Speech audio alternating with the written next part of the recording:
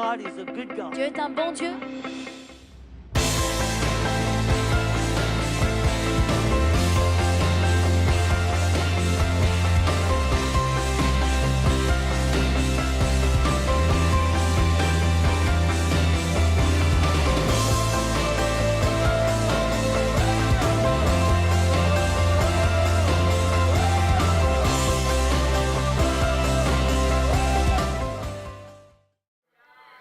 Donc, la vraie vie, c'est de vivre la vie en abondance.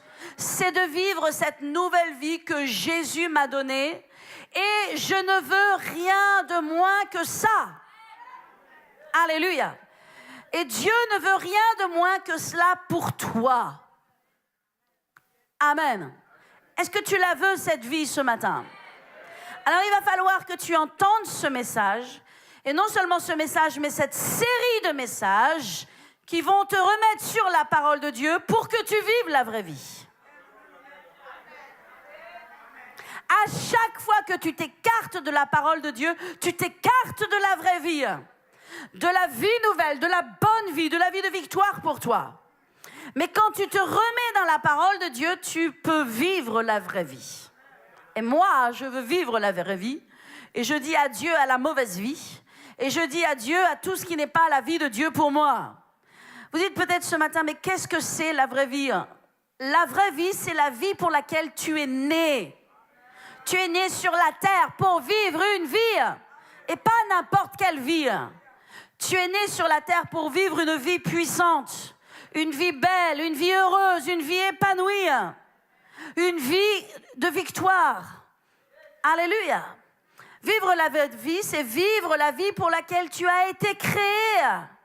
Amen. Tu n'as pas été créé pour le désespoir. Tu n'as pas été créé pour la dépression. Tu n'as pas été créé pour vivre sous le talon de Satan. Tu as été créé pour une autre vie. Amen.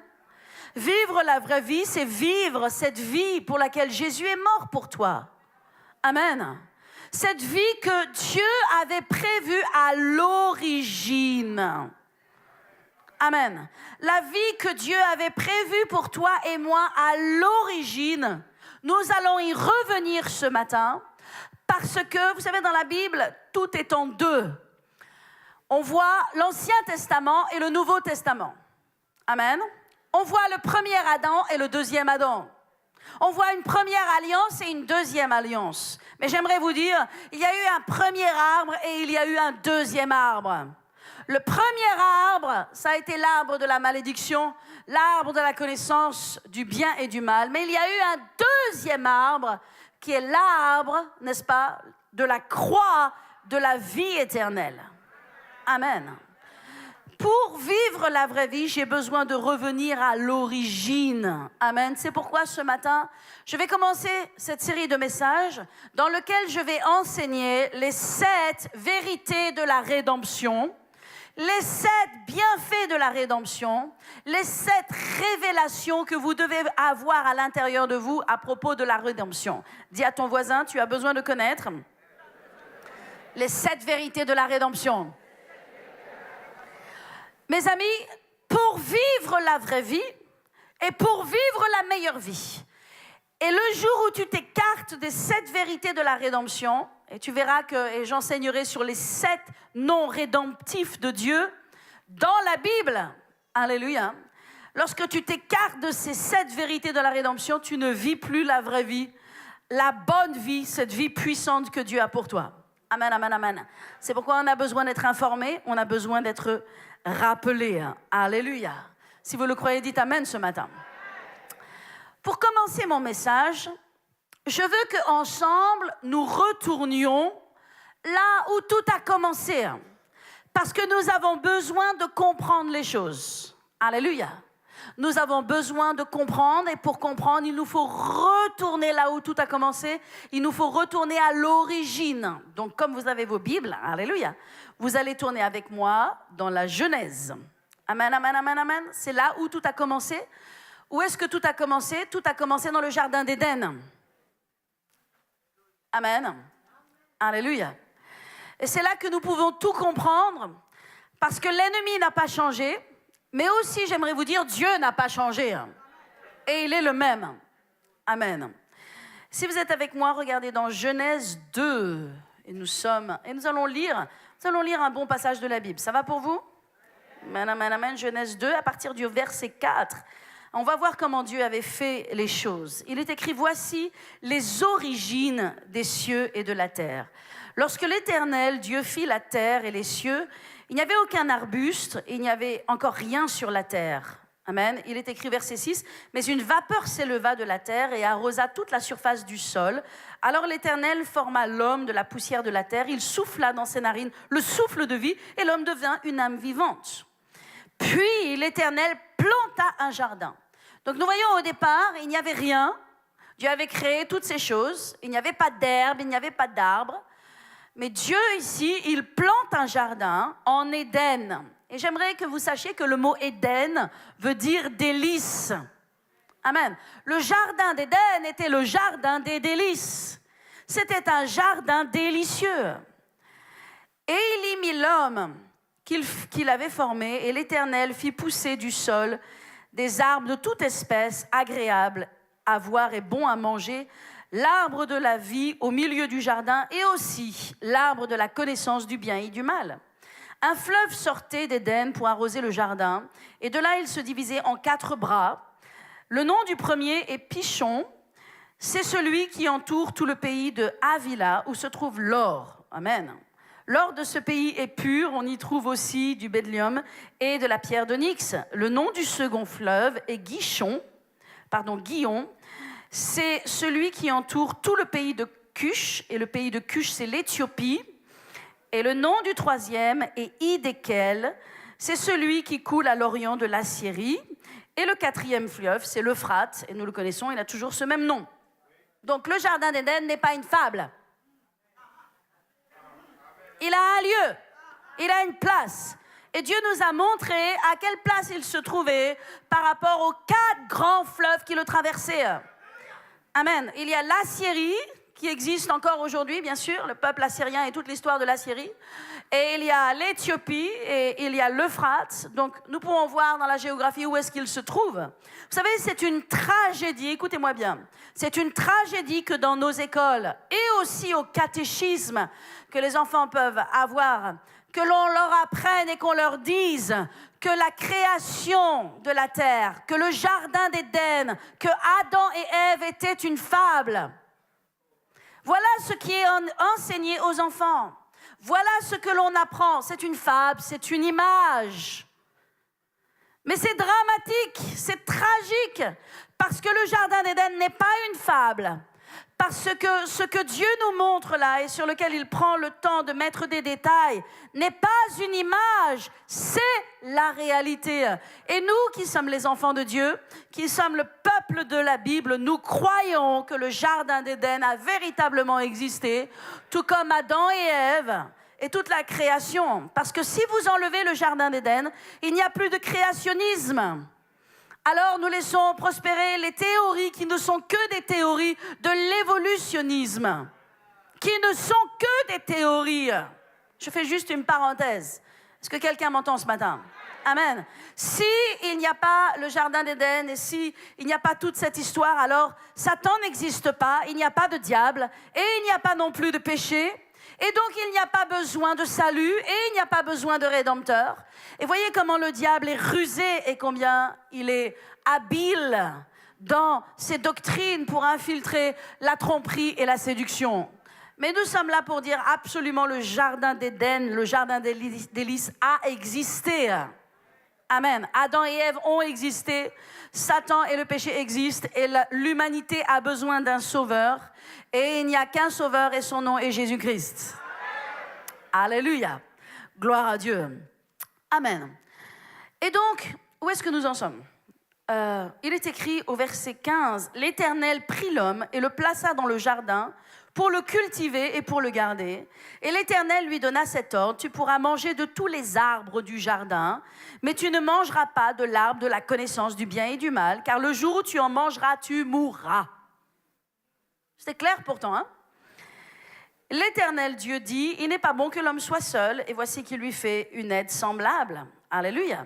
Et au chapitre 3, il est écrit, le serpent était le plus rusé de tous les animaux. Tout le monde dit le mot rusé.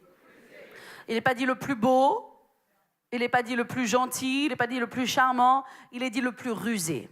Notre ennemi, l'ennemi de l'homme, de l'être humain, est rusé. Si l'ennemi est rusé, nous devons comprendre que nous devons être intelligents et sages pour ne pas tomber dans ses pièges et pour ne pas être trompés par lui. Et notre seule protection, c'est la parole de Dieu et de demeurer dans cette parole. Écartez-vous de cette parole et vous verrez que l'ennemi qui est extrêmement rusé vous mettra à terre, vous éloignera de Dieu et pourra même vous arracher peut-être votre salut ou votre vie, ou en tout cas le plan ou la destinée de Dieu ou les bontés de Dieu dans votre vie. Amen. Donc le serpent était le plus rusé de tous les animaux des champs que l'Éternel avait fait. Et il dit à la femme, Dieu a-t-il réellement dit, vous ne mangerez pas de tous les arbres du jardin? Et la femme répondit au serpent, nous mangeons du fruit des arbres du jardin, mais quant au fruit de l'arbre qui est au milieu du jardin, Dieu a dit, vous n'en mangerez pas, vous n'y toucherez pas, de peur que vous mouriez. Alors le serpent dit à la femme, vous ne mourrez pas, mais Dieu sait que le jour où vous en mangerez, vos yeux s'ouvriront et que vous serez comme Dieu, connaissant le bien et le mal. La femme vit que l'arbre était bon à manger, elle prit de son fruit et elle en mangea et elle en donna aussi à son mari. Et au verset 7, il est écrit, les yeux de l'un et de l'autre s'ouvrirent, ils connurent qu'ils étaient nus. Et nous voyons un peu plus loin qu'ils se cachèrent, qu'ils eurent peur, etc. Et nous voyons toute la chute et tout ce qui s'est passé. Amen, amen, amen. Gloire à Dieu. La première chose que je veux que vous compreniez ce matin, ce que je veux que vous réalisiez, c'est la puissance de nos pensées. Et ce matin, pour que vous puissiez vivre la vraie vie, je veux enseigner sur la puissance des pensées. Certains diront, oh pasteur, on a l'habitude de parler de la puissance des paroles. Les paroles sont bien sûr extrêmement importantes, mais avant les paroles viennent les pensées. L'ordre des choses, c'est premièrement les pensées. Les pensées produisent des paroles, les paroles produisent des actions. Donc c'est très important que je comprenne le royaume des pensées. La bataille qui se passe dans le monde de la pensée. Et je peux le comprendre en revenant en Éden et en comprenant comment l'ennemi, qui n'avait aucun pouvoir, qui n'avait aucune puissance et qui était dans ce jardin totalement vaincu, abattu, expulsé du ciel, dépouillé de toute autorité, comment est-ce qu'il a réussi à prendre l'ascendant sur l'être humain? Alléluia. Et c'est au travers des pensées. Ce que je veux que vous compreniez ce matin, alléluia, c'est que Satan a été expulsé du ciel et il s'est retrouvé sur la terre. Il était un SDF sur la terre. Il n'avait rien. Toute sa beauté, toute sa gloire, toute sa puissance lui avait été ôtée. Et la seule chose qu'il avait, son seul lieu d'habitation, c'était un arbre. Cet arbre était l'arbre de la connaissance du bien et du mal. Or, l'homme, quand il a été créé jusqu'au péché. Il a vécu dans l'ère de l'innocence, puisqu'il ne connaissait pas le mal. Il vivait dans l'innocence, il vivait dans la perfection, il vivait dans la dimension de Dieu. Mais Satan, qui a engendré le mal et qui est à l'origine du mal et de la source de tout mal, il était là dans l'arbre de la connaissance du bien et du mal, et l'homme n'était pas censé connaître le mal. Alors imaginez Satan dans cet arbre, il est là, il n'a aucune puissance, il n'a aucune force, il n'a aucune beauté, il n'a aucune gloire, il n'a rien d'attirant, mais La Bible nous dit qu'il est rusé. Et il est là en train d'attendre que quelque chose se passe. Il est là en train d'attendre que quelqu'un vienne, que quelqu'un s'approche de lui. Nous ne savons pas combien de temps cela a demandé. Adam et Ève ont été mis dans le jardin, ils ont joui du jardin, ils ont aimé le jardin, ils savaient qu'il y avait cet endroit avec cet arbre. Ils mangeaient de l'arbre de la vie abondamment et ils savaient qu'il y avait cet arbre sur lequel ils n'avaient pas le droit de manger et ils ne s'y approchaient pas. Et je pense que ça a duré pas mal de temps. Jusqu'à ce qu'à un moment, et nous savons qu'il y a eu un moment, Ève est passée, s'est approchée de cet arbre. Et voyez-vous, la seule chose que Satan avait besoin, c'est que quelqu'un l'écoute. La seule chose qu'il attendait, c'était une oreille. Et je vais vous dire, il en est de même pour toi et pour moi. Si je dois vivre la vraie vie, si je dois vivre cette vie que Jésus m'a donné, que Dieu m'a donné à l'origine, qui est une vie merveilleuse. J'aimerais que vous pensiez et que vous voyiez Adam et Ève. Adam et Ève ont été mis dans un jardin spécial. C'était un jardin d'abondance. C'était un jardin où il y avait les aliments les plus délicieux. C'était un jardin où ils n'avaient pas à s'ennuyer. Ils avaient du travail, ils avaient une mission. Il y avait dans ce jardin la paix et la joie, il y avait même l'amour. Adam et Ève étaient amoureux, étaient ensemble et ils étaient parfaitement heureux. Il n'y avait aucun manque dans ce jardin. C'était beau, c'était grand, c'était inspirant. Il y avait la présence de Dieu, il y avait la compagnie de Dieu, il y avait la puissance de Dieu et la gloire.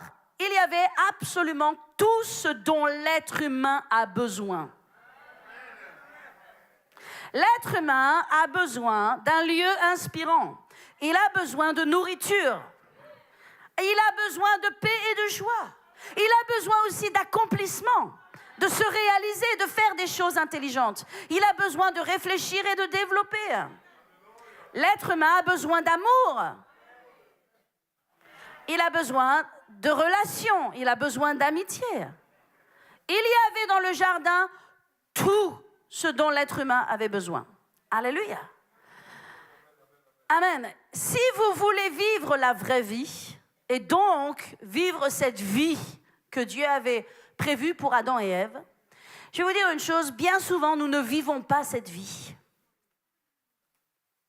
Nous ne vivons pas suffisamment la vie que Dieu veut que nous ayons. Et parfois on se demande, où est-ce que je passe à côté ? Comment est-ce que c'est possible ? Et c'est pourquoi on doit revenir à l'origine, parce qu'on comprend comment l'ennemi a volé cette vie et il ne nous la volera pas. Et il ne te la volera pas. Alléluia. Amen. Et nous voyons que l'ennemi, il a volé Adam et Ève et il nous vole au travers de pensées. Il n'avait aucun pouvoir. Ne pouvait rien faire, juste là dans son arbre. Oui, mais il avait une puissance, et il a toujours cette même puissance, qui s'appelle la puissance de la suggestion. Il est capable de te suggérer des choses qui sont toujours des mensonges, parce que Jésus a dit que Satan est le père du mensonge et qu'il était menteur depuis l'origine. Amen. Donc, quand tu prêtes tes oreilles à l'ennemi, que tu es éloigné ou séparé de la parole de Dieu et que tu le laisses te parler, il va te voler. Il va te voler ta joie. Il va te voler ton assurance. Il va te voler ta détermination. Il va te voler ta destinée. Il va te voler ta direction. C'est pourquoi je dois comprendre la puissance des pensées. Les pensées que nous pensons sont très importantes. Et quand nous nous connectons à la parole de Dieu, nous pouvons penser des pensées puissantes. Les pensées de Dieu, des pensées qui vont créer des choses extraordinaires, des pensées qui vont nous rendre heureuses, des pensées qui vont nous rendre joyeuses. Vous savez, David a dit, quand je passe dans la vallée de l'ombre de la mort, c'est-à-dire même quand je passe par des épreuves, je ne crains aucun mal, car tu es avec moi. En d'autres termes, ce n'est pas les circonstances qui te rendent heureux, mais la foi et la connaissance de la parole et l'application des paroles de Dieu en toi qui vont te rendre heureuse où que tu sois. Que tu habites en Afrique, que tu habites à Tombouctou, que tu habites à Paris ou que tu habites à quelque part ailleurs dans le monde, ce n'est pas le lieu où tu habites, c'est la parole de Dieu en toi et les pensées de Dieu en toi et la conception de Dieu en toi qui fait que tu peux être heureux partout dans le monde. Et tu peux aussi être heureux en toutes circonstances. Tu peux être heureux en étant célibataire, ou tu peux être heureux en étant marié, tu peux être heureux en ayant 3 enfants à charge, tu peux être heureux en toutes circonstances. Parce que ton appui et ta source, c'est la parole de Dieu. Et la parole de Dieu te dit que tu es une merveilleuse créature, que tu es plus que vainqueur, que tu as déjà gagné, que tu as déjà triomphé, que Dieu t'aime, que Dieu est avec toi, que Dieu a de bonnes choses pour toi, que tu vas réussir, que tu es prospère, que tu es né pour gagner, que tu es né pour triompher, que tu peux devenir ce que tu rêves de devenir, tu peux devenir la personne que tu rêves d'être. Voilà ce que dit la parole de Dieu. Alors, qu'est-ce que tu as dans ta poche? Qu'est-ce que tu as mis dans ta poche? Qu'est-ce que tu as mis dans ton cœur? Qu'est-ce que tu as mis dans tes oreilles? Alléluia. Si tu veux vivre la vraie vie, il faut éradiquer les mensonges de l'ennemi. Parce que les mensonges de l'ennemi vont te rendre toujours dépressif. L'ennemi va te montrer toujours un avenir noir, un avenir sombre. Il va te dire tu n'as pas d'avenir. Il va te dire tu ne vas jamais guérir. Il va te dire que tu es pauvre, que ça va être difficile pour toi, que c'est la crise, que ça va être de plus en plus difficile en Europe, que les entreprises ne vont pas survivre, que personne ne va y arriver. Voilà ce que te dit l'ennemi. L'ennemi, qu'est-ce qu'il te dit? Il te dit tu es nul, tu es zéro, tu es pas beau. Tu n'as pas d'avenir. Dieu ne t'aime pas. Dieu te rejette. Dieu se souvient de tous tes péchés. Il ne peut dire que ce qu'il a dans son cœur. Il ne peut dire que ce qu'il a en lui-même. Aucune de ses pensées ne vont t'aider. Aucune de ses pensées ne vont t'amener dans ta destinée. Seules les pensées de Dieu, qui sont des pensées puissantes, des pensées de vie, des pensées de gloire, des pensées d'avenir, des pensées de victoire. Seules ces pensées-là peuvent t'amener dans ta destinée. Et c'est pourquoi je dois prêcher sur les 7 vérités rédemptives de qui Dieu est et de ce qu'il peut faire dans ta vie. Parce que quand tu vas mettre la vérité de la parole de Dieu en toi, Superman va sortir. Superwoman va sortir. Alléluia. Et tu vas dire, ce n'est plus moi qui vis, c'est Christ qui vit en moi. Et je peux tout par Christ qui me fortifie. Et avec Dieu, je franchis une muraille. À Dieu, rien d'impossible. Alléluia. Je vais vous dire, ne laissons pas traîner nos oreilles. Ne laisse pas traîner tes oreilles. Et fais attention à qui te parle. Et fais attention à ce que l'ennemi veut te dire. L'ennemi viendra et il te dira, tu n'as pas besoin d'être engagé, tu n'as pas besoin de venir à l'église, tu n'as pas besoin de Dieu, tu n'as pas besoin de foi, ce n'est pas la vérité, ça n'existe pas.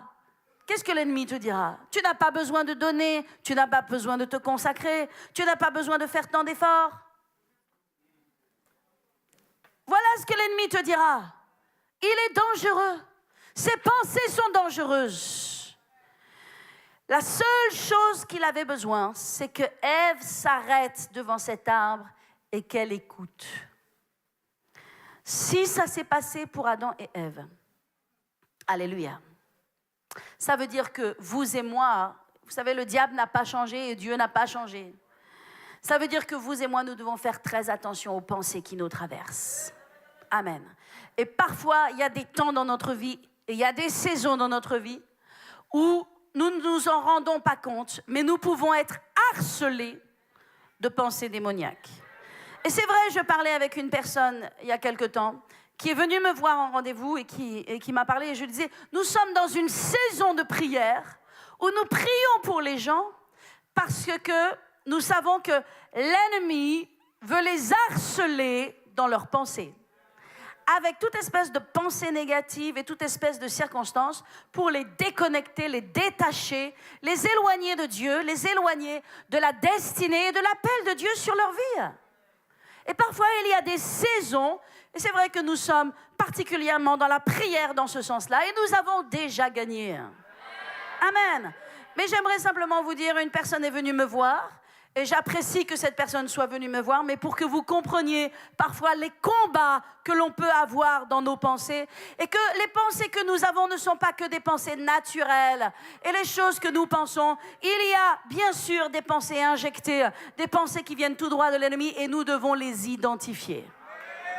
Nous devons les identifier. Notre force et notre sécurité, c'est de connaître la parole de Dieu, parce que nous sommes capables de filtrer les pensées qui ne viennent pas de la parole de Dieu. Alléluia. Quand l'ennemi, enfin tu penses que c'est toi bien sûr, parce que ce sont des pensées, quand on pense pas toujours que c'est l'ennemi qui pense, mais ce sont des pensées en tout cas absolument et totalement influencées par l'ennemi. Quand l'ennemi te dit tu es nul, tu n'y arriveras pas, tu n'as pas d'avenir, tu ne perceras jamais, arrête, abandonne, ça ne s'est pas fait depuis des années, ça ne se fera pas. Je veux dire, si tu n'es pas capable de t'arrêter et de dire ça, ce ne sont pas les pensées de Dieu et ce n'est pas la parole de Dieu, alors je rejette ces pensées, je ne les accepte pas parce que la parole de Dieu dit que je vais y arriver. La parole de Dieu dit je suis plus que vainqueur. La parole de Dieu dit que je suis prospère et que mon Dieu pourvoit à tous mes besoins selon ses richesses.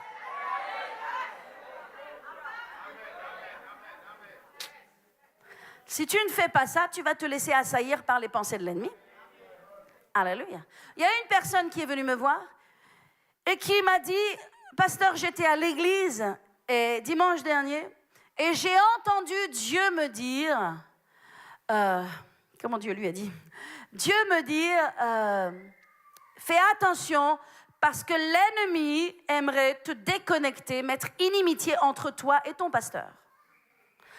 Pensée de l'ennemi. Et cette personne est venue me voir en rendez-vous parce qu'elle a entendu cela. Dieu l'a averti des genres de persécutions ou des genres d'attaques démoniaques qui peuvent exister dans le royaume des pensées. Et elle est venue semer une semence en disant « Je prie et je ne permets pas que les intentions de l'ennemi contre moi puissent se manifester. » Et nous avons prié ensemble. Et j'ai dit à cette personne, c'est non seulement pour vous cette parole, mais encore pour toute l'Église. Parce que l'ennemi est très actif. Alléluia. Et nous devons être proactifs pour comprendre ce qu'il veut faire, mais nous ne devons pas aller dans ses voies. Nous devons être fermes, alléluia, dans la parole de Dieu. Et fermes aussi pour reconnaître les émotions, les sentiments. Vous savez, je vais vous dire une chose. Premièrement, viennent les pensées. Deuxièmement, viennent quoi? Les émotions. Les pensées créent en moi des émotions, et particulièrement pour les femmes, qui ont un royaume des émotions un petit peu plus élargi que celui des hommes. Les pensées créent des émotions. Et les émotions, on a dit, créent des paroles, et les paroles créent des actions. Mais parfois nous pensons, pourquoi je suis triste, je suis déprimée, pourquoi est-ce que j'ai pas envie, pourquoi blablabla. Les émotions, nous n'avons pas identifié avant que dans nos pensées, l'ennemi a fait une œuvre. Et ces pensées ont créé des émotions. Et maintenant, pour que je sorte de ces émotions négatives, je dois me remettre dans la foi et je dois me remettre dans la parole de Dieu. Et je remonte, je vais mieux. Amen. Et vous verrez que vous allez tout de suite mieux quand vous allez dans la parole de Dieu. La Bible dit que sa parole est un refuge. Dieu est un refuge, une tour, une forteresse. Quand je laisse l'ennemi me parler, la peur entre, l'angoisse entre, le tourment entre, le découragement entre. Je vois tout sombre et tout triste et tout négatif. Mais quand je me remets dans la parole de Dieu, d'un seul coup, tout devient beau. Alléluia.